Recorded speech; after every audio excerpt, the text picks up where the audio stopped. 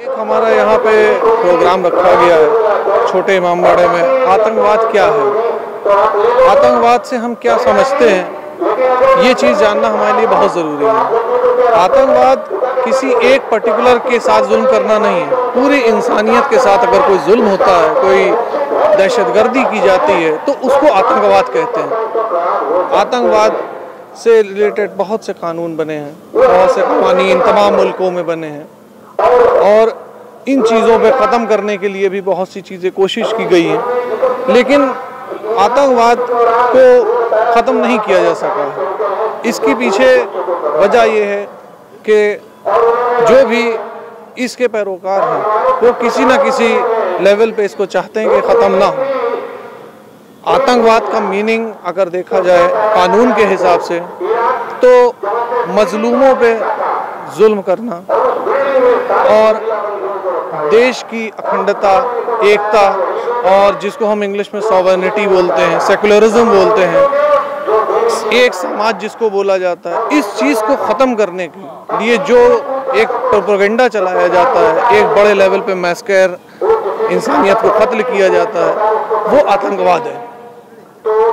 आप आज देख रहे हैं हर जगह मीडिया हाउसेस में, हर चैनल्स पे कि एक आतंकवादी इजराइल की सेना द्वारा मारा गया, एक आतंकवादी इजराइल की सेना द्वारा मारा गया। क्या कभी आप लोगों ने ये चीज़ जानने की कोशिश की है कि जिसको ये आतंकवादी कह रहे हैं वो शख्सियत है कौन?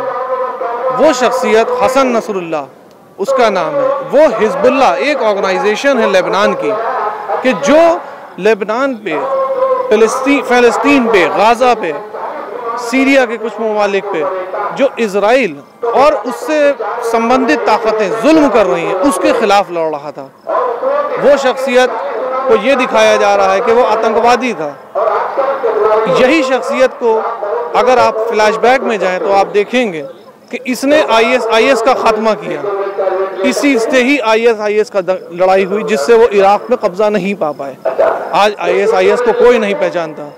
IS कहाँ से आया था, किसने बनाया था, किसी को नहीं पता, लेकिन वो ख़त्म हो गया इसी नसरुल्लाह ने। ये हसन नसरुल्लाह अपने वाहिदे के लिए नहीं लड़ रहे थे, ये वहाँ जो फ़लस्तीन में जो इजराइल जुल्म कर रहा है, जो वहाँ के बेगुनाहों को मार रहा है, बमबारी कर रहा है, ख़त्म किए दे रहा है, फ़लस्तीन की जगह के ऊपर अभी ICJ international court of justice है जो UN चार्टर के अंदर बनाई गई है, उसका फैसला आया कि जो इजराइल का कब्जा फ़लस्तीन पे है वो गलत है, वो नाजायज़ है, उसको ख़त्म करे वहाँ से।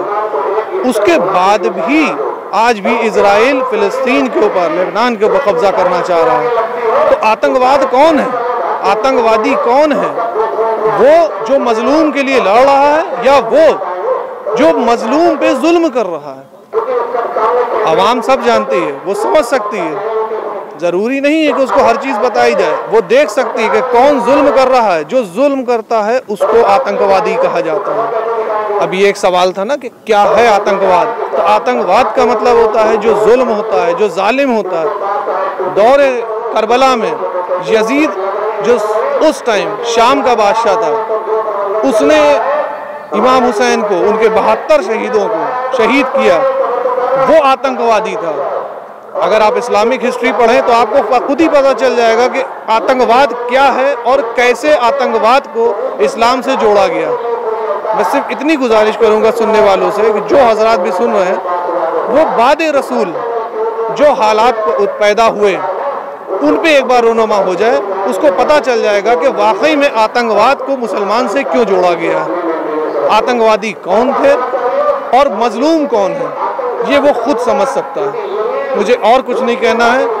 मैं एक पेशे से वकील हूँ, एडवोकेट हैदर एजाज मेरा नाम है। मैं कानूनी लैंग्वेज में अगर कहूँ तो हमारे इंडिया में भी UAPA, टाडा, पोटा तमाम ऐसे कानून बनाए गए हैं, तमाम क्रिमिनल लॉ में अमेंडमेंट किए गए हैं कि जिसमें क्रिमिनल एक्टिविटीज़ को रोका जाता है, जिसमें टेररिज्म को बयान किया गया है।